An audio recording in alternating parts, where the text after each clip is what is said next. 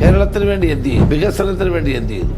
എന്ത് ഇൻവെസ്റ്റ്മെന്റ് കൊണ്ട്? മുഖ്യമന്ത്രി വിദേശ രാജ്യങ്ങളിലൊക്കെ പോയി തിരിച്ചു വരുമ്പോൾ അദ്ദേഹം പറയും ഇന്ന വികസനം ഉണ്ടാവും. റൂം ഫോർ റിവർ, റൂമും ഇല്ല റിവറും ഇല്ല. ഇപ്പോഴത്തെ സ്ഥിതി ഹെൽത്തിൻ്റെ സ്ഥിതി, ആശുപത്രിയിൽ ഡോക്ടർമാരില്ല, പിന്നെ മരുന്നില്ല.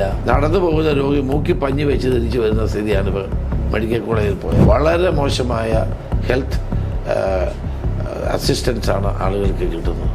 പണ്ടൊക്കെ ആയിരുന്നെങ്കിൽ കോൺഗ്രസിൻ്റെ വോട്ടാ BJP പോകുമെന്ന് പറയാറ്. ഇപ്പം നേരെ ഇപ്പം കൂടുതൽ വോട്ടുകൾ പോകുന്നത് CPM-ൻ്റെയാണ്. ആറ്റിങ്ങൽ, ആലപ്പുഴ തുടങ്ങിയ പാർലമെൻറ്റ് തെരഞ്ഞെടുപ്പിൽ നമ്മളത് കണ്ടതാണ്. കൂടുതൽ വോട്ട് CPM-ൻ്റെ ആണ് ഇപ്പം പോയിക്കൊണ്ടിരിക്കുന്നത്. അത് അവർക്ക് തടഞ്ഞു നിർത്താൻ കഴിയുന്നില്ല. കാരണം അവരും BJPയും തമ്മിലുള്ള ധാരണ നിലനിൽക്കുന്നതുകൊണ്ടാണ്. ഞാനതൊരു കോൺഗ്രസ്സുകാരനാണ്. എൻ്റെ വികാരം കോൺഗ്രസ് വികാരമാണ്. ആ കോൺഗ്രസ് വികാരം ആണ് ഏറ്റവും വലുതെന്ന് വിശ്വസിക്കും. സ്ഥാനമാനങ്ങളൊക്കെ വരും പോവുകയും ചെയ്യും. നമുക്കത് വിഷയമല്ല. പാർട്ടിയും പാർട്ടിയുടെ വളർച്ചയുമാണ് എനിക്ക് ഏറ്റവും കൂടുതൽ താല്പര്യം. VD സതീശൻ്റെ നേതൃത്വത്തിലാണ് കേരളത്തിലൊരു കോൺഗ്രസ് മന്ത്രിസഭ വരുന്നതെങ്കിൽ ആ മന്ത്രിസഭയിൽ ചേരാൻ അങ്ങ് സന്നദ്ധനാണോ? കേരളത്തെ സംബന്ധിച്ച് പ്രതിപക്ഷ നേതാവ് എന്ന് പറയുമ്പോൾ ഏറ്റവും ആദ്യം ഓർമ്മ വന്നിരുന്നത് ഇടതുപക്ഷത്തു നിന്നാണെങ്കിൽ VS അച്യുതാനന്ദനെയാണ്. കോൺഗ്രസിൻ്റെ സൈഡിൽ അത് അങ്ങായിരുന്നു. കാരണം വസ്തുനിഷ്ഠമായി സർക്കാരിൻ്റെ പ്രവർത്തനങ്ങളിൽ ഇടപെടുക, നിയമത്തിൻ്റെ സാധ്യത ഉപയോഗിച്ചിട്ട് സർക്കാരിനെ അത്തരം തീരുമാനങ്ങളിൽ നിന്ന് പിന്നിലേക്ക് കൊണ്ടുപോവുക, അതായിരുന്നു അങ്ങയുടെ പ്രവർത്തന ശൈലിയുടെ ഒരു മുഖമുദ്ര എന്ന് പറയുന്നത്. അങ്ങ് കൈവച്ച വിഷയങ്ങളിലെല്ലാം സർക്കാരിന് ആ നിലയിൽ പിന്നോട്ട് പോകേണ്ട സാഹചര്യം ഉണ്ടായിട്ടുമുണ്ട്. പക്ഷേ ഒരു നരേറ്റീവ് ലെഡായ പുതിയ കാലഘട്ടത്തിൻ്റെ ഒരു രാഷ്ട്രീയത്തിൽ ഇത്രയും ഇഫക്റ്റീവായൊരു പ്രതിപക്ഷ പ്രവർത്തനം നടത്തിയിട്ടും അങ്ങക്ക് മതിയായ അംഗീകാരങ്ങൾ കിട്ടിയില്ല എന്ന് തോന്നുന്നുണ്ടോ? അല്ല, അതൊക്കെ നമ്മുടെ ഓരോ ചുമതല പാർട്ടി ഏൽപ്പിക്കുമ്പം ആ ചുമതലകൾ ഭംഗിയായി നിറവേറ്റുക എന്നുള്ളതാണ് എൻ്റെ ഉത്തരവാദിത്വം. പ്രതിപക്ഷ നേതാവ് എന്നുള്ള നിലയിൽ എന്നെ ഏൽപ്പിച്ച ജോലി 5 വർഷം എന്നെക്കൊണ്ട് കഴിയാവുന്നതിൻ്റെ പരമാവധി ഞാൻ ആ ജോലി ചെയ്തിട്ടുണ്ട്. പിന്നെ അതിപ്പം വ്യക്തി അധിഷ്ഠിതമല്ലല്ലോ ഇതൊന്നും. പാർട്ടിയുടെ തീരുമാനം പാർട്ടിയുടെ നടപ്പാക്കുന്നു. അപ്പോൾ അതിലൊക്കെ എനിക്ക് എതിർപ്പൊന്നുമില്ല. കാരണം പാർട്ടി എനിക്ക് ധാരാളം അവസരങ്ങൾ നൽകിയിട്ടുണ്ട്. അതിലൊക്കെ ഞാൻ തൃപ്തനുമാണ്. അതുകൊണ്ട് പാർട്ടി എടുക്കുന്ന തീരുമാനം എപ്പോഴും അനുസരിക്കുന്ന ഒരാളാണ്. മാത്രമല്ല, കഴിഞ്ഞ 5 വർഷക്കാലം എനിക്ക് പാർട്ടിയിൽ ഒരു പോസ്റ്റും ഇല്ലെങ്കിൽ ഞാൻ കേരളം മുഴുവൻ ജനങ്ങളോടൊപ്പം നിന്ന ഒരാളാണ്. അപ്പോൾ പോസ്റ്റും പദവിയൊന്നും ആവശ്യമില്ല. ജനങ്ങളുടെ സ്നേഹമാണ് ഏറ്റവും വലുത്. അത് എനിക്ക് വേണ്ടുവോളം കിട്ടിയിട്ടുണ്ട്. അതിൽ പൂർണ്ണ തൃപ്തനാണ് ഞാൻ. പക്ഷേ നമുക്ക് അങ്ങ് ഇടപെട്ടതുപോലെ അതുപോലത്തെ ഇഷ്യൂസ് കൊണ്ടുവരാനോ അല്ലെങ്കിൽ ആ തരത്തിലൊരു വളരെ വിജയകരമായ ഒരു കാലഘട്ടമായിരുന്നില്ല കഴിഞ്ഞ 5 വർഷം. പക്ഷേ സ്വാഭാവികമായും രാഷ്ട്രീയപരമായിട്ടുള്ള വാഗ്വാദങ്ങൾ ഉണ്ടായിട്ടുണ്ട്, ആരോപണ പ്രത്യാരോപണങ്ങൾ ഉണ്ടായിട്ടുണ്ട്. അപ്പോൾ കോൺഗ്രസിന് അനുകൂലമായൊരു രാഷ്ട്രീയ കാലാവസ്ഥ ഇതൊക്കെ കൊണ്ട് രൂപപ്പെടുകയും ചെയ്തിട്ടുണ്ട്. പക്ഷെ അങ്ങ് നടത്തിയ പ്രവർത്തനങ്ങൾ കുറച്ചുകൂടി ഇഫക്റ്റീവായിരുന്നു. അതായത് അവിടെയാണ് സർക്കാരിന് പിന്നോക്കം പോകേണ്ടി വന്നിട്ടുള്ളത്. ആ തെരഞ്ഞെടുപ്പിൽ നമുക്ക് ഗുണകരമായ ഒരു ഔട്ട്കം ഉണ്ടായില്ല എന്ന കാര്യം, അതിന് എന്തായിരിക്കും അതിൻ്റെ റീസൺ ആയിട്ട് അങ്ങ് വിലയിരുത്തുന്നത്? ഒന്നാമത്തെ കാര്യം, അത് കോവിഡിൻ്റെ കാലമായിരുന്നു. 5 പേർക്ക് പോലും വെളിയിലിറങ്ങുന്നത് നടക്കാൻ പറ്റാത്ത കാലമായിരുന്നു. 2, കോവിഡ് കാലത്ത് ജനങ്ങൾ സർക്കാരിനെയാണ് പ്രതീക്ഷയോടെ നോക്കിയത്. കാരണം അവർക്ക് മറ്റൊരു മാർഗവുമില്ല. സർക്കാർ കൊടുക്കുന്ന പൈസയും സർക്കാർ കൊടുക്കുന്ന അരിയും സർക്കാർ കൊടുക്കുന്ന കിറ്റും ഒക്കെ സ്വാധീനിക്കപ്പെട്ടു എന്നുള്ളത് സത്യമാണ്. കാരണം അത് പ്രതിപക്ഷത്തിരിക്കുമ്പോൾ നമുക്ക് ഒന്നും ചെയ്യാൻ പറ്റില്ല. ഒരു ലെവൽ പ്ലേയിങ് ഗ്രൗണ്ട് നമുക്ക് കിട്ടിയില്ല. അത് ഇന്ത്യയിലും മാത്രം ലോകത്തെല്ലായിടത്തും കോവിഡ് മാനേജ്മെൻറ്റിലൂടെ പല ഗവൺമെൻറ്റുകൾക്കും ഗുണമുണ്ടായി. അതിലൊന്നാണ് പിണറായി വിജയൻ്റെ ഗവൺമെൻറ്. ഒരു പ്രോ ഇൻകംബൻസി ട്രെൻഡ്. അതെ. മൂന്നാമത്തെ കാര്യം, ഇടതുപക്ഷത്തിൻ്റെ BJPയുടെ വോട്ട് സഹായവും കിട്ടി. ഞങ്ങൾക്ക് 40% വോട്ട് കിട്ടി UDF-ന്. BJPക്ക് 14 10 കുറഞ്ഞു. ആ 4% വോട്ട് അങ്ങോട്ട് ചേർന്നപ്പോൾ അവർക്ക് 44. അപ്പോൾ ഈ 3 ഘടകങ്ങളാണ് കഴിഞ്ഞ അവിടുത്തെ പരാജയത്തിൻ്റെ കാരണം. സാങ്കേതികമാണ്, ഏറെക്കുറെ രാഷ്ട്രീയമായ ഒരു പരാജയമാണെന്ന് കരുതുന്നില്ല. ഇപ്പോൾ ഇപ്പോഴിപ്പോൾ കഴിഞ്ഞ കുറച്ച് കാലങ്ങളിലായിട്ട് കേരളത്തിൽ ശക്തമായൊരു ഭരണവിരുദ്ധ തരംഗമുണ്ട് എന്നൊരു പക്ഷമുണ്ട്. മറ്റൊരു പക്ഷം പറയുന്നത് ഭരണവിരുദ്ധ തരംഗം എന്ന് പറയത്തക്കതായിട്ടൊന്നുമില്ല. കാരണം ഗവൺമെൻറ് വളരെ എഫിഷ്യൻ്റായിട്ട് അവരുടെ കാര്യങ്ങൾ ചെയ്തിട്ടുണ്ട്. പ്രത്യേകിച്ചും ഒരു മോഡിയുടെ 2ാമത്തെ വരവിൻ്റെ സമയത്ത് അദ്ദേഹം ചെയ്തതുപോലെ തന്നെ വലിയൊരളവിൽ ഗുണഭോക്താക്കളെ സൃഷ്ടിക്കുന്ന പദ്ധതികൾ ഇടതുപക്ഷ ഗവൺമെൻറ് കൊണ്ടുവന്നിട്ടുണ്ട്. കേരളത്തിൽ ഏതാണ്ട് 1 കോടി മനുഷ്യർ നേരിട്ട് സർക്കാരിൽ നിന്നുള്ള ഒരു ഡെലിവറി സിസ്റ്റത്തിൻ്റെ ഗുണഭോക്താക്കളാവുന്ന ഒരു സാഹചര്യം സൃഷ്ടിക്കാൻ അവർക്ക് കഴിഞ്ഞിട്ടുണ്ട്. അപ്പോൾ ഏതാണ്ട് 2.5 കോടിയുടെ അടുത്ത് വോട്ടേഴ്സുള്ള 2.25 കോടിയുടെ അടുത്ത് വോട്ടേഴ്സുള്ള ഒരു നാട്ടിൽ 1 കോടി ആളുകൾ സർക്കാരിൽ നിന്ന് നേരിട്ട് ബെനിഫിറ്റഡ് ആവുന്നു എന്ന് പറയുന്നത് കോൺഗ്രസിനെതിരായ ഒരു രാഷ്ട്രീയ സാഹചര്യം ഈ തെരഞ്ഞെടുപ്പിൽ സൃഷ്ടിക്കുമെന്നൊരു ആശങ്കയുണ്ടോ? ഒരിക്കലുമില്ല. കാരണം ജനങ്ങൾ അങ്ങനെ ഉണ്ടായിരുന്ന പഞ്ചായത്ത് തെരഞ്ഞെടുപ്പിൽ 1000 രൂപ വെച്ച് സ്ത്രീകൾക്ക് കൊടുക്കുന്ന പ്രഖ്യാപനം നടത്തിയിട്ടും ജനങ്ങൾ അതിനൊക്കെ എതിരായിട്ടാണല്ലോ വോട്ട് ചെയ്തത്. അപ്പോൾ അതൊന്നും ഉണ്ടാവില്ല. കാരണം ജനങ്ങൾ മടുത്തിരിക്കുന്നു. പ്രത്യേകിച്ച് കമ്മ്യൂണിസ്റ്റുകാർ തന്നെയാണ് മടുത്തിരിക്കുന്നത്. സച്ചിദാനന്ദൻ എന്ന കവി ഇന്ന് പറഞ്ഞ സാഹിത്യ അക്കാദമിയുടെ ചെയർമാനാണ്. അദ്ദേഹം തന്നെ പറഞ്ഞ് തുടർഭരണം ഇനിയും വേണ്ട എന്ന് പറഞ്ഞു. അത് പാർട്ടിക്ക് ഗുണം ചെയ്യില്ല എന്ന് പറഞ്ഞു. സച്ചിദാനന്ദൻ മാസ്റ്ററുടെ അഭിപ്രായം മാത്രമല്ല, കേരളത്തിലെ മാർക്സിസ്റ്റ് പാർട്ടിയിലുള്ള സാധാരണ പ്രവർത്തകന്മാരുടെ അഭിപ്രായമാണത്. കാരണം ബംഗാൾ പോലെ തുടർഭരണമുണ്ടായാൽ പാർട്ടി ഇല്ലാതാകും. അതാണ് സംഭവിച്ചുകൊണ്ടിരിക്കുന്നത്. ഇത് ഒരാളുടെ ഭരണമാണ്, ഒരാളാണ് പാർട്ടി. ഇപ്പം ആ നിലയിലേക്ക് കമ്മ്യൂണിസ്റ്റ് പാർട്ടി ഒരിക്കലും മാറിയിട്ടില്ല. അപ്പം അതുകൊണ്ട് തന്നെ ജനങ്ങളൊരു മാറ്റം ആഗ്രഹിക്കുന്നു. പൊതുസമൂഹം കേരളത്തിൽ രാഷ്ട്രീയ മാറ്റം ആഗ്രഹിക്കുന്നു. 5 വർഷത്തിനിടയിൽ തന്നെ ആഗ്രഹിച്ചതാണ്. പക്ഷേ ഈ സാഹചര്യങ്ങൾ വന്നുകൊണ്ട് ചെയ്യാൻ കഴിഞ്ഞില്ല. പക്ഷെ ഇപ്പോൾ ജനങ്ങൾ പൂർണ്ണമായും ഒരു രാഷ്ട്രീയ മാറ്റത്തിന് വേണ്ടി തയ്യാറെടുക്കുക. അപ്പോൾ അത് ഉറപ്പായിട്ടും തെരഞ്ഞെടുപ്പിൽ തീർച്ചയായിട്ടും അത് പഞ്ചായത്ത് തെരഞ്ഞെടുപ്പിന്റെ അതേ ഫലം തന്നെ ആയിരിക്കും ഈ തവണയും ഉണ്ടാവുക എന്ന് പറയുന്ന ഒരു സാഹചര്യമാണ്. കാരണം പാർലമെന്റ് തെരഞ്ഞെടുപ്പിൽ അങ്ങനെ ഉണ്ടായി, ഉപതെരഞ്ഞെടുപ്പുകളിൽ ചേലക്കര ഒഴിച്ച് എല്ലായിടത്തും ഉണ്ടായി, പിന്നെ പഞ്ചായത്ത് തെരഞ്ഞെടുപ്പിലുണ്ടായി, പിന്നെ ഇപ്പോൾ അസംബ്ലി തെരഞ്ഞെടുപ്പല്ലേ, അതുണ്ടാകുമെന്നാണ് വിശ്വാസം. കേരളത്തിൽ അങ്ങ് എമ്പാടും യാത്ര ചെയ്യുന്ന ഒരാളാണ്. അപ്പോൾ അതേ മൂഡ് ആളുകളിൽ നിന്ന് അങ്ങേക്ക് റിഫ്ലക്റ്റ് ചെയ്ത് കിട്ടുന്നുണ്ടോ? ഞാനിപ്പോൾ എല്ലാ സ്ഥലങ്ങളിലും പോയി മീറ്റിങ്ങിൽ അഡ്രസ്സ് ചെയ്യുന്നു, ആളുകളോട് സംസാരിക്കുന്നു. ഇതെല്ലാം എൻ്റെ വിലയിരുത്തൽ ജനങ്ങൾ മൊത്തത്തിലൊരു മാറ്റം ആഗ്രഹിക്കുന്നുണ്ട്. ഈ ഗവൺമെൻറ്റിനെ മടുത്തു. ഈ ഗവൺമെൻറ് ചെയ്ത് സത്യത്തിൽ 10 വർഷം കൊണ്ട് ഇവർക്ക് കിട്ടിയ അവസരം ഫലപ്രദമാക്കായിരുന്നു. കേരളത്തിന് വേണ്ടി എന്ത് ചെയ്തു? വികസനത്തിന് വേണ്ടി എന്ത് ചെയ്തു? എന്ത് ഇൻവെസ്റ്റ്മെൻറ്റ് കൊണ്ടുവന്നു? മുഖ്യമന്ത്രി വിദേശ രാജ്യങ്ങളിലൊക്കെ പോയി തിരിച്ചു വരുമ്പോൾ അദ്ദേഹം പറയും ഇന്ന വികസനം ഉണ്ടാവും. റൂം ഫോർ റിവർ, റൂമും ഇല്ല റിവറും ഇല്ല ഇപ്പോഴത്തെ സ്ഥിതി. അതുപോലെ അദ്ദേഹം എന്തെല്ലാം പ്രഖ്യാപനങ്ങൾ നടത്തിയത് അമേരിക്കയിൽ പോയപ്പോൾ, യൂറോപ്പിൽ പോയപ്പോഴൊക്കെ ഏതെങ്കിലും നടപ്പായോ? അപ്പോൾ പാഴ് വാഗ്ദാനങ്ങൾ നൽകി അദ്ദേഹം ജനങ്ങളെ കബളിപ്പിക്കുകയായിരുന്നു. ഒരു ഇൻവെസ്റ്റ്മെൻറ്റും വരുന്നില്ല, ഒരു പുതിയ സ്ഥാപനം കൊണ്ട് ഇവിടെ വരുന്നില്ല. ഇവിടെ കുട്ടികളുണ്ടാക്കുന്ന സ്റ്റാർട്ടപ്പുകൾ അതിപ്പോൾ ഗവൺമെൻറ് ഒരു പങ്കുമില്ലാത്തതാണ്. അതിപ്പോൾ അവരുടേതായ രീതിയിൽ ഉണ്ടാക്കുന്നതാണ്. അപ്പോൾ ഗവൺമെൻറ്റിൻ്റെ ഒരു പിന്തുണയോടെ ഇവിടെ വ്യവസായങ്ങൾ ഉണ്ടായിട്ടില്ല, ചെറുപ്പക്കാർക്ക് അവസരങ്ങളില്ല. അതുകൊണ്ടല്ലേ നമ്മുടെ ചെറുപ്പക്കാർക്ക് വിദേശത്ത് പോകുന്നത്. ഇവിടുന്ന് ചെറുപ്പക്കാരില്ലല്ലോ. Kerala has become a old age home. അങ്ങനെയായി. അതിൻ്റെ കാരണം ഈ ഗവൺമെൻറ്റിൻ്റെ ഫെയിലിയർ ഒരു പ്രധാന കാരണമല്ലേ. അപ്പോൾ കേരളത്തിൽ നമുക്ക് ഭൂമിയില്ല കേരളത്തിൽ. അപ്പോൾ സർവീസ് സെക്ടറാണ് കൂടുതൽ ശ്രദ്ധിക്കേണ്ടത്. I T related industry. പിന്നെ നമുക്ക് കേരളത്തിൽ ഏറ്റവും പ്രധാനമായിട്ടുള്ളത് ടൂറിസം. ഇതൊന്നും ഒരു മാറ്റം ഉണ്ടായിട്ടില്ലല്ലോ. എന്ത് ഡെവലപ്മെൻറ്റാണ് ഉണ്ടായി? അപ്പോൾ അതെല്ലാം ജനങ്ങളെ വിലയിരുത്തുന്നുണ്ട് എന്നുള്ളതാണ് സത്യം.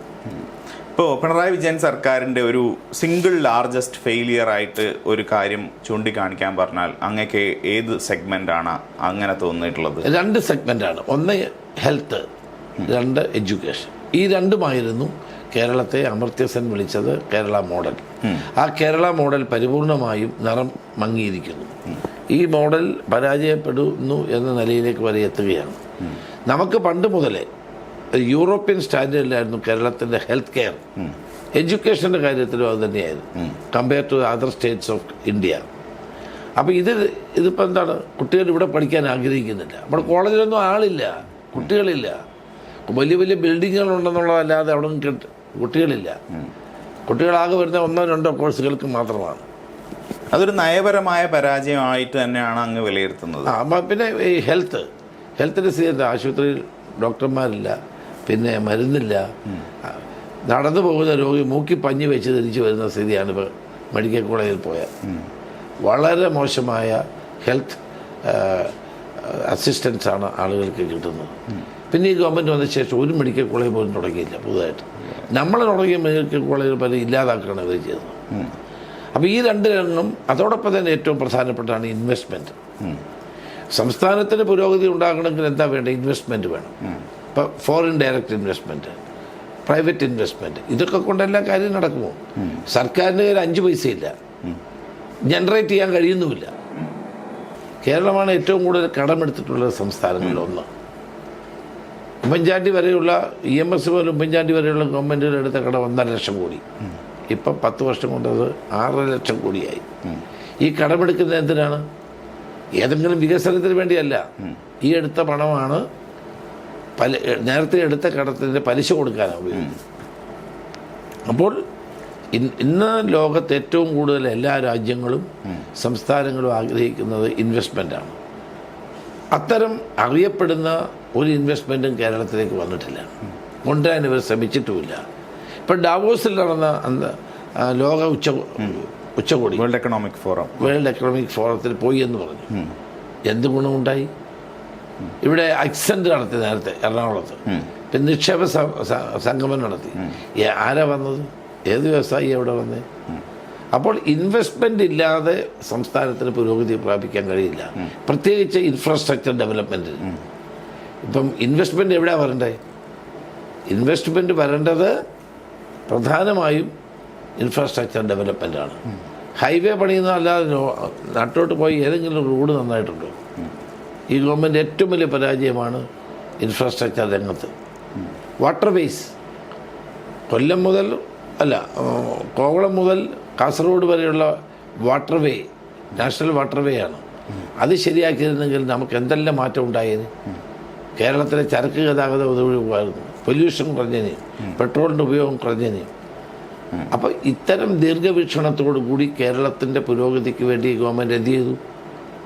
സ്പേസ് ഏറ്റവും പ്രധാനമാണ്, ഏറ്റവും വലിയ ഇൻഡസ്ട്രിയാണ്. ഇത്ര ഇൻഡസ്ട്രി വരാൻ സാധ്യതയുണ്ട്. VSSC, ISRO നമുക്കുണ്ട്. നോബഡി കെയർസ് എല്ലാം ബാംഗ്ലൂരിലാണ് അല്ലെങ്കിൽ ചെന്നൈയിലാണ് ഈ സ്പേസ് റിലേറ്റഡ് ആയിട്ടുള്ള സ്ഥാപനങ്ങളുള്ളത്, ഇൻഡസ്ട്രീസ് ഉള്ളത്. കേരളത്തിൽ ചെയ്യാവുന്നതല്ലേ?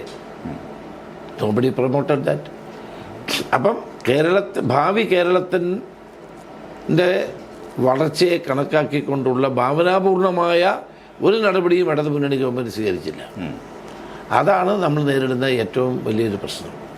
ഇപ്പോൾ ഈ കടക്കണിയുടെ ഒക്കെ കാര്യം പറഞ്ഞാൽ സംസ്ഥാന സർക്കാർ അതിൽ പറയുന്നത് സ്റ്റാറ്റിസ്റ്റിക്കലി ഓരോ 5 വർഷം കഴിയുമ്പോഴും കടം ഇരട്ടിപ്പിക്കുക എന്നുള്ളതാണ് സാധാരണഗതിയിൽ സംഭവിക്കുന്നത്. അപ്പോൾ അവരുടെ കാര്യത്തിൽ അത്തരത്തിൽ ആവശ്യമായ കടമെടുക്കാൻ കേന്ദ്ര സർക്കാരിൻ്റെ ഭാഗത്തുനിന്ന് അനുമതി ഉണ്ടായിട്ടില്ല എന്നുള്ളതാണ് സംസ്ഥാന സർക്കാർ എപ്പോഴും മുന്നോട്ട് വയ്ക്കുന്ന ഒരു വാദം. അപ്പം ആ തരത്തിൽ നമ്മൾ പറയുകയാണെങ്കിൽ ഇപ്പം കേരളത്തിനെ സംബന്ധിച്ച് കേന്ദ്ര സർക്കാരിൽ നിന്നുള്ള വളരെ മോശമായിട്ടുള്ളൊരു നിലപാട്, പലപ്പോഴും കേരളത്തിൻ്റെ വികസനം തടയുന്ന തരത്തിലുള്ളൊരു നിലപാടുണ്ട് എന്നൊരു ആക്ഷേപം കമ്മ്യൂണിസ്റ്റ് പാർട്ടി മുന്നോട്ട് വയ്ക്കുന്നുണ്ട്. സ്വാഭാവികമായിട്ടും അതിൻ്റെ പേരിലാണ് കേരളത്തിന് ഏതെങ്കിലും തരത്തിലുള്ള ഒരു ഉദ്ദേശിച്ച സ്ഥലത്ത് ഗവൺമെൻറ്റിന് അത് കൊണ്ട് എത്തിക്കാൻ പറ്റാത്തത് എന്നൊരു ന്യായീകരണമാണ് സർക്കാരിൻ്റെ ഭാഗത്തു നിന്നുള്ളത്. എന്താണ് അങ്ങയുടെ ഒരു അനുഭവം? കേരളം പോലൊരു സ്റ്റേറ്റിന് ഒരു കൺസ്യൂമർ സ്റ്റേറ്റാണ്, നമുക്ക് കടമെടുക്കേണ്ടി വരും, സംശയമൊന്നുമില്ല.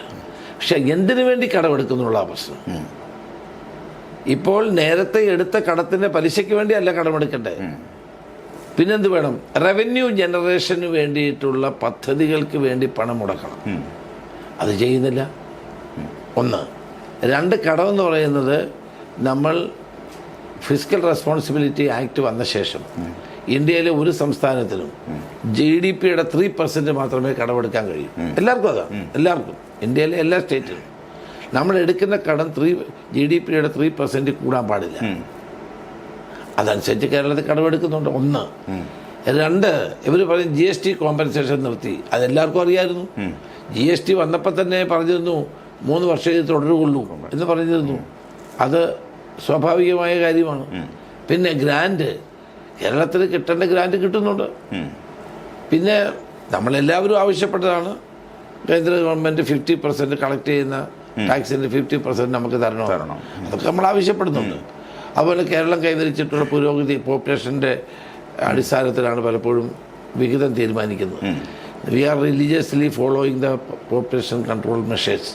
അതുകൊണ്ട് we should not be punished. ഇതൊക്കെ നമ്മൾ പറഞ്ഞിട്ടുള്ള കാര്യമാണ്. അപ്പോൾ ഇവർ അമിതമായ കടമെടുക്കുന്നു. ഇവർ പറഞ്ഞത് കിഫ്ബിയിലുള്ള കടം ഈ 3% ചേർക്കാൻ പാടില്ല. പെൻഷൻ കൊടുക്കാനുള്ള അതിനു വേണ്ടി രൂപീകരിച്ച കമ്പനിയുടെ കടം ഇതിൽപ്പെടുത്താൻ പാടില്ല.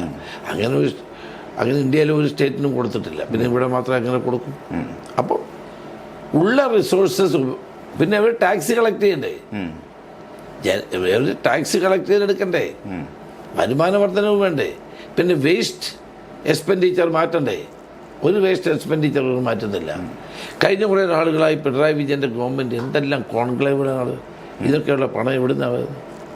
ഇപ്പോൾ എല്ലാ ട്രാൻസ്പോർട്ട് ബസ്സിലും ഇപ്പം കടലിരമ്പെന്നോ എന്തോ എഴുതി വെച്ചിട്ടുണ്ട് ഗവൺമെൻറ് പരസ്യം. KSRTCക്ക് ഈ പൈസ കൊടുക്കണം. ആരുടെ പൈസയാണ് കൊടുക്കുന്നത്? ജനങ്ങളുടെ പണമല്ലേ? അപ്പോൾ ജനങ്ങളുടെ പണം എടുത്ത് തെരഞ്ഞെടുപ്പ് പ്രചരണത്തിന് വേണ്ടി ഉപയോഗിക്കുക. സർവേ നടത്താൻ പോയി. സർവേയിലൂടെ പോയവർക്കെല്ലാം ഗവൺമെൻറ് പൈസ കൊടുക്കുക. അപ്പോൾ സർക്കാരിൻ്റെ പണം ദൂർത്തടിക്കുകയും തെരഞ്ഞെടുപ്പ് പ്രവർത്തനത്തിന് വേണ്ടി ഉപയോഗിക്കുകയും ചെയ്യുകയാണ്.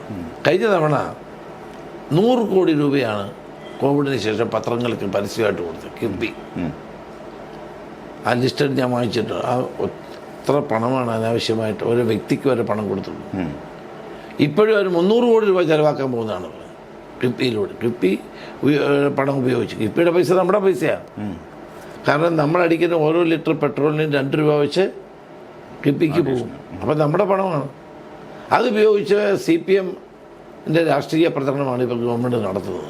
അപ്പോൾ ഇതൊക്കെ ജനങ്ങൾക്ക് തിരിച്ചറിയുന്ന കാര്യമാണ്. സർ, ഇപ്പോൾ കേരളത്തിനെ സംബന്ധിച്ച് കേരളത്തിലെ പല ജില്ലകൾ കേന്ദ്രീകരിച്ച് BJPയും ഒരു രാഷ്ട്രീയ ശക്തിയായിട്ട് വളർന്നു വരുന്നുണ്ട്. ഇപ്പം പല സ്ഥലങ്ങളിലും ത്രികോണ മത്സരങ്ങളിലേക്ക് പോകുന്നുണ്ട്. പഞ്ചായത്ത് തെരഞ്ഞെടുപ്പിൽ ചില സ്ഥലങ്ങളിൽ അവർ മുഖ്യ പ്രതിപക്ഷമായി. തിരുവനന്തപുരം പോലെ ഒരു പ്രസ്റ്റീജിയസ് ആയ ഒരു സിറ്റി, അതിൻ്റെ ഭരണം അതിൻ്റെ നേതൃത്വത്തിലേക്ക് വന്നു. അപ്പോൾ ആ തരത്തിൽ ഒരു സർക്കാർ വിരുദ്ധ വികാരം ഉണ്ടാവുകയും അതിനെ എതിരെ ഒരു പ്രൊട്ടസ്റ്റ് വോട്ട് രേഖപ്പെടുത്താൻ മനുഷ്യർക്ക് 2 സാധ്യതകൾ ഉണ്ടാവുകയും ചെയ്താൽ ആൻറ്റി ഇൻകംബൻസി വോട്ടുകൾ ഭിന്നിക്കുകയും വീണ്ടും ഇവർ അധികാരത്തിൽ തുടരാനുമുള്ളൊരു രാഷ്ട്രീയ സാഹചര്യം ഇല്ലേ? അതിനെങ്ങനെയാണ്? അതാണ് CPM സ്വപ്നം കാണുന്നത്. അതാണ് BJPയുമായിട്ടൊരു ധാരണയുണ്ടാക്കി. ഒരു അന്തർധാരണ കഴിഞ്ഞ തവണ ഉണ്ടായിരുന്നു. ഇപ്പം അത് തുടരുകയാണ്. അവർ വിചാരിക്കുന്നത് ഇത് തന്നെയാണ്. BJP കുറേ വോട്ട് പിടിച്ച് മാറ്റും. അത് UDFൻ്റെ വോട്ടാണ്. അപ്പോൾ അവർക്ക് ജയിക്കാം. പക്ഷേ ജനങ്ങൾക്കിത് ബോധ്യമുണ്ട്. ഇത്തവണ ജനങ്ങൾക്ക് BJP അസംബ്ലി തെരഞ്ഞെടുപ്പിൽ ജനങ്ങൾക്കറിയാം ഈ ഗവൺമെൻറ് പോകണമെങ്കിൽ അവർക്ക് വോട്ട് ചെയ്തിട്ട് കാര്യമില്ലെന്നറിയാം. BJPക്ക് ഒരു MLA പോലും ഇല്ല. അപ്പം അതുകൊണ്ട് അവർക്ക് വലിയ വോട്ടൊന്നും കിട്ടുമെന്നുള്ള ധാരണ എനിക്കില്ല. തന്നെയുമല്ല, ഗവൺമെൻറ് മാറണമെന്നുള്ള വികാരം ഉള്ള ആളുകൾ ജയിക്കുന്ന കക്ഷികല്ല വോട്ട് ചെയ്യും. പിന്നെ മറ്റൊന്ന്, പണ്ടൊക്കെ ആയിരുന്നെങ്കിൽ കോൺഗ്രസിൻ്റെ വോട്ടാ BJP പോകുമെന്ന് പറയാറ്. ഇപ്പം നേരെ തിരിഞ്ഞു. ഇപ്പം കൂടുതൽ വോട്ടുകൾ പോകുന്നത് CPMൻ്റെയാണ്. ആറ്റിങ്ങൽ, ആലപ്പുഴ തുടങ്ങിയ പാർലമെൻറ്റ് തിരഞ്ഞെടുപ്പിൽ നമ്മളത് കണ്ടതാണ്. കൂടുതൽ വോട്ട് CPMൻ്റെ ആണ് ഇപ്പോൾ പോയിക്കൊണ്ടിരിക്കുന്നത്. അത് അവർക്ക് തടഞ്ഞു നിർത്താൻ കഴിയുന്നില്ല. കാരണം അവരും BJPയും തമ്മിലുള്ള ധാരണ നിലനിൽക്കുന്നത് കൊണ്ടാണ്. തന്നെയുമല്ല, ഈ തെരഞ്ഞെടുപ്പിൽ അവർ ന്യൂനപക്ഷത്തെ വിട്ടു. അത് കിട്ടില്ലെന്നറിയാം. പാർലമെൻറ്റ് തെരഞ്ഞെടുപ്പിൽ മുഖ്യമന്ത്രി പ്രസംഗിച്ചത് മുഴുവൻ പൗരത്വ നിയമത്തെ പറ്റിയാണ്. അവ മുസ്ലിം വോട്ട് കിട്ടാൻ വേണ്ടി പരമാവധി ശ്രമിച്ചു. അത് കിട്ടിയില്ല. ന്യൂനപക്ഷങ്ങൾ, ക്രിസ്ത്യൻ, മുസ്ലിം ഉൾപ്പെടെയുള്ള ന്യൂനപക്ഷ വിഭാഗങ്ങൾ വോട്ട് ചെയ്തില്ല. ഇപ്പോഴതുകൊണ്ട് എന്ത് ചെയ്തു? ഭൂരിപക്ഷ നിലപാടാണ് ഇപ്പോൾ എടുക്കുക. ഭൂരിപക്ഷ വർഗീയതയെ താലോലിക്കുകയാണ്. അങ്ങനെ ആഗോള അയ്യപ്പ സംഗമം, പിന്നീട് അത് കഴിഞ്ഞിട്ടുള്ള ഓരോ നടപടിയും നമ്മൾ കണ്ടാൽ അത് ബോധ്യപ്പെടും. അപ്പോൾ 2 വർഗീയതയും മാറി മാറി പ്രോത്സാഹിപ്പിക്കുന്ന പഴയ സമീപനം തന്നെയാണ് CPM കൈക്കൊണ്ടുകൊണ്ടിരിക്കുന്നത്. അത് പക്ഷേ കേരളത്തിൽ വിജയിക്കാൻ പോകുന്നില്ല. ശബരിമലയിലെ യുവതീ പ്രവേശനം കഴിഞ്ഞ തവണത്തെ തെരഞ്ഞെടുപ്പിലും ഒരു പ്രധാന ഇഷ്യൂ ആയിരുന്നു. ഈ തവണ മറ്റൊരു രീതിയിൽ വീണ്ടും ശബരിമല തന്നെ ഒരു രാഷ്ട്രീയ പ്രശ്നമായിട്ടും കേരളത്തിലെ ആളുകൾ ചർച്ച ചെയ്യുന്ന ഒരു വിഷയവുമായിട്ട് വന്നിട്ടുണ്ട്. പക്ഷേ കഴിഞ്ഞ തവണ ശബരിമലയിലെ യുവതീ പ്രവേശനവുമായി സംബന്ധിച്ച വിവാദം സർക്കാരിനെ ദോഷകരമായി തെരഞ്ഞെടുപ്പിൽ ബാധിച്ചില്ല. ഈ തവണ ആ വിഷയം മുൻനിർത്തിയാൽ, അല്ലെങ്കിൽ ആ വിഷയത്തിനെ കൂടുതൽ കോൺഗ്രസ് പ്രശ്നവൽക്കരിക്കുന്നത് രാഷ്ട്രീയമായിട്ടൊരു നേട്ടം ഉണ്ടാക്കും എന്നങ്ങ് കരുതുന്നുണ്ടോ? രാഷ്ട്രീയമായ നേട്ടത്തെക്കാൾ ഉപരിയായി കേരളത്തിലെ ഏറ്റവും വലിയ മതേതര ക്ഷേത്രമാണ് ശബരിമല. കോടാനുകൂടി വരുന്ന ഭക്തന്മാരവിടെ വന്ന് ദർശനം നടത്തുന്നുണ്ട്. ആ സ്വത്ത് മുഴുവൻ അടിച്ചു മാറ്റിയ CPMൻ്റെ നേതാക്കന്മാരെ പാർട്ടി സംരക്ഷിക്കുകയാണ്. അവരുടെ പേര് പാർട്ടി നടപടിയൊന്നും എടുത്തില്ലല്ലോ. എന്താ എടുക്കാത്തേ? അപ്പോൾ രക്തസാക്ഷി ഫണ്ട് വെട്ടിച്ച കാര്യം പറഞ്ഞ കുഞ്ഞികൃഷ്ണനെതിരെ നടപടിയെടുത്തു. ഇവിടെ അയ്യപ്പൻ്റെ സ്വർണ്ണം അടിച്ചു മാറ്റിയ ആളുകളുടെ പേര് നടപടിയില്ല. കാരണം എന്താ? അവരിതിനേക്കാൾ കൂടുതൽ ഇനിയും തട്ടിപ്പ് പുറത്ത് വിളിച്ചു പറയുമെന്ന് പേടിച്ചാണ്. അപ്പോൾ ശബരിമല ഞങ്ങൾക്കൊരു തെരഞ്ഞെടുപ്പ് വിഷയമല്ല, അത് ഈ നാട്ടിലെ വിശ്വാസ സമൂഹത്തിൻ്റെ പ്രശ്നമാണ്. അത് ഞങ്ങൾ ഉയർത്തിപ്പിടിക്കും. അത് വോട്ടിൻ്റെ അടിസ്ഥാനത്തിലല്ല. സാർ ഇപ്പോൾ കേരളത്തിൽ നിന്ന് ദേശീയ രാഷ്ട്രീയത്തിൽ ഏറ്റവും കനത്ത സംഭാവനകൾ നൽകിയിരിക്കുന്ന ഒരു കോൺഗ്രസ് നേതാവാണ്. കോൺഗ്രസിൻ്റെ മുതിർന്ന നേതാക്കളിൽ തീർച്ചയായിട്ടും താങ്കളോളം വലിയ സംഭാവനകൾ ദേശീയ രാഷ്ട്രീയത്തിന് നൽകിയ ആളുകളില്ല. അത് രേഖപ്പെടുത്തപ്പെട്ടിട്ടുള്ള ചരിത്രത്തിലുള്ള കാര്യമാണ്. പബ്ലിക് മെമ്മറി മേ ബി താരതമ്യേന ആ വിഷയത്തിൽ കുറവായിരിക്കും. കാരണം 90കളിലാണ് താങ്കൾ യൂത്ത് കോൺഗ്രസിൻ്റെ ദേശീയ പ്രസിഡന്റ് ആവുന്നത്. ആ തരത്തിലെത്തിയ ഒരേ ഒരു മലയാളിയാണ്. പക്ഷേ അന്നത്തെ അങ്ങയുടെ കോൺട്രിബ്യൂഷൻസോ ദേശീയ രാഷ്ട്രീയത്തിൽ അങ്ങുണ്ടാക്കിയ ചലനങ്ങളോ ഇന്നത്തെ ജനറേഷന് 98-ന് ശേഷം ജനിച്ച ആളുകൾക്ക് അതിനെപ്പറ്റി ധാരണ ഉണ്ടാവണമെന്നില്ല. ഇപ്പോൾ കോൺഗ്രസ് രാഷ്ട്രീയത്തിൽ അത്രയും ശക്തനായ ഒരു നേതാവ് എന്ന നിലയിൽ അങ്ങ് സജീവമായി ഉണ്ടായിരിക്കുമ്പോൾ ഇതേ കാര്യം കേരളത്തിലെ മാധ്യമങ്ങളോ അല്ലെങ്കിൽ പ്രതിപക്ഷമോ എക്സ്പെക്ട് ചെയ്തൊരു കാര്യമാണ്. വി.ഡി. സതീശൻ്റെ നേതൃത്വത്തിൽ ഒരു പ്രതിപക്ഷം ഉണ്ടാവുമ്പോൾ അങ്ങ് മറ്റൊരു ശാക്തിക ചേരിയായി കോൺഗ്രസിൻ്റെ സ്ഥിരമായി ഉണ്ടാവുന്ന പ്രശ്നം പോലെ ഒരു അപ്പുറത്തെ സൈഡിൽ അങ്ങ് കോൺഗ്രസിൽ തന്നെ ഒരു മുന്നണി ഉണ്ടാക്കുമെന്നും ഇത് തമ്മിലുള്ള തർക്കങ്ങൾക്കിടയിൽ കോൺഗ്രസ് ശിഥിലമാകുമെന്നും ഉള്ള ഒരു പ്രതീക്ഷ പലർക്കും ഉണ്ടായിരുന്നു.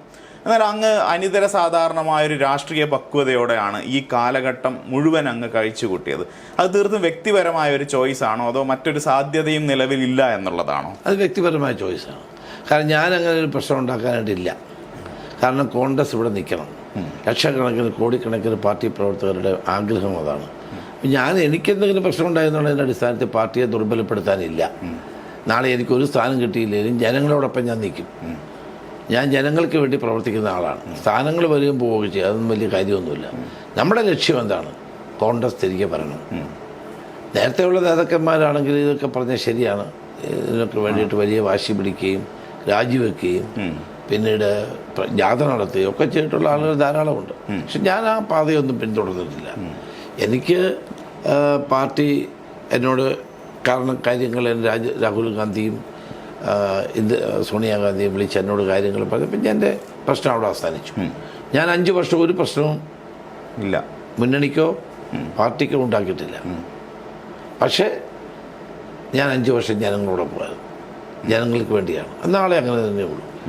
അതിനകത്തൊന്നും ഒരു സംശയവുമില്ല.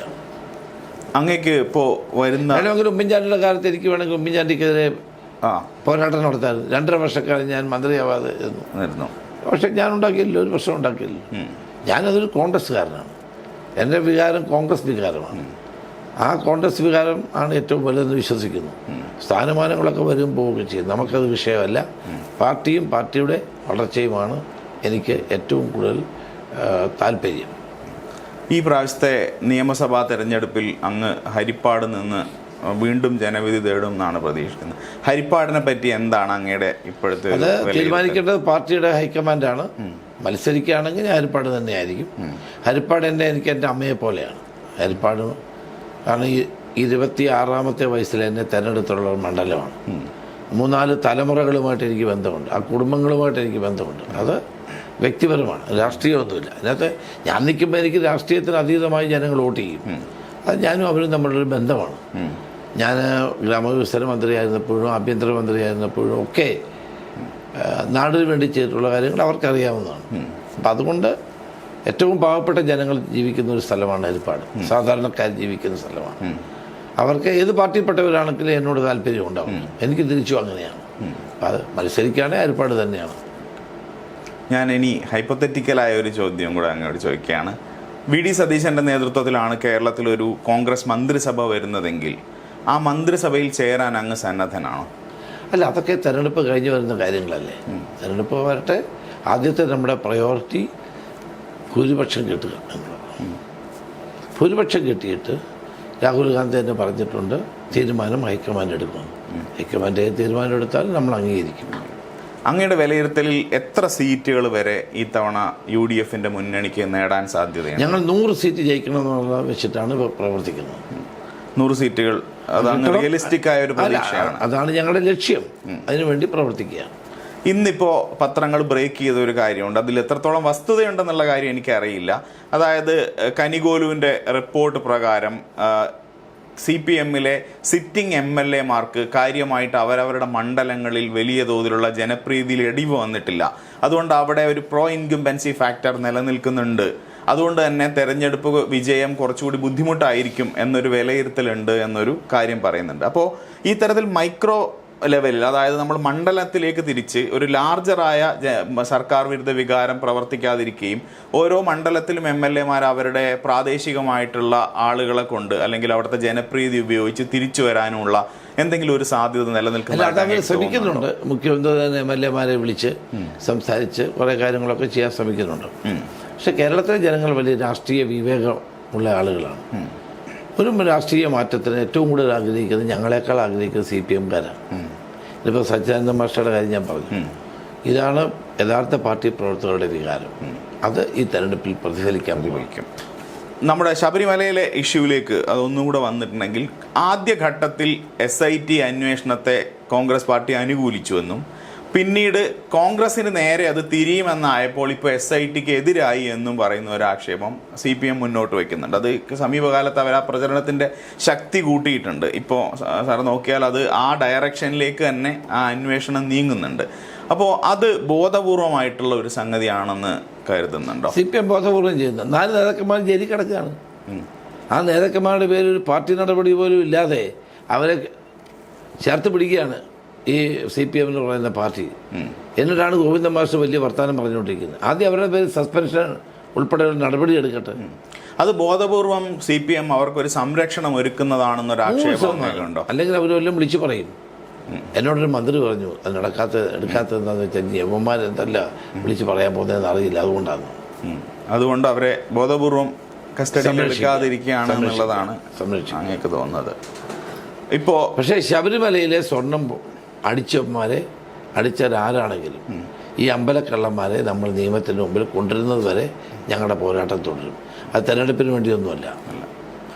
ഇപ്പോൾ പിണറായി വിജയൻ്റെ നേതൃത്വം മാറ്റി മറ്റൊരു മുഖത്തെ CPM ഈ തെരഞ്ഞെടുപ്പിൽ കൊണ്ടുവരികയാണെങ്കിൽ, ഇപ്പോൾ ആളുകൾക്ക് വലിയ തോതിലൊരു മടുപ്പിൻ്റെ എലമെൻ്റ് ഉണ്ട്. ആ മടുപ്പിൻ്റെ എലമെൻറ്റിൽ നിന്ന് ഒരു മോചനത്തിനുള്ള സാധ്യതയാണ് അവരിൽ നിന്ന് തന്നെ മറ്റൊരു നേതാവ് ഉയർന്നു വരിക എന്നുള്ളത്. അത്തരം എന്തെങ്കിലും ഒരു സാധ്യത ഇത്രയും കാലം രാഷ്ട്രീയം നിരീക്ഷിച്ച ഒരാളെന്ന നിലയിൽ അങ്ങേക്ക് തോന്നുന്നുണ്ടോ? CPM അങ്ങനെ ഒരു നീക്കം നടത്തില്ല. അതിനുള്ള ധൈര്യമുള്ള ഒരാളുമില്ല. അത് പിണറായി വിജയനോട് അത്തരത്തിലൊരു നേതൃമാറ്റം ആവശ്യപ്പെടാൻ ധൈര്യമുള്ള ആരും CPM-ൽ ഇല്ല എന്നുള്ളതാണോ?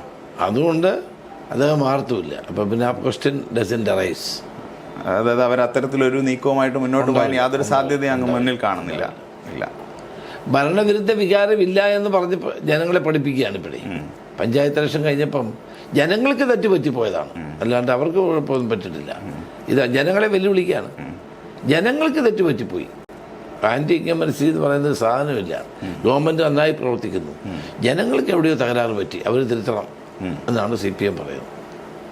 ഇപ്പം CPM-ൻ്റെ ഇപ്പം ക്ഷേമ പെൻഷനുകൾ ഉൾപ്പെടെയുള്ള കാര്യങ്ങളാണ് അവർ നിരന്തരമായിട്ട് ആളുകളുടെ മുന്നിലേക്ക് വെക്കുന്ന ഒരു സംഗതി.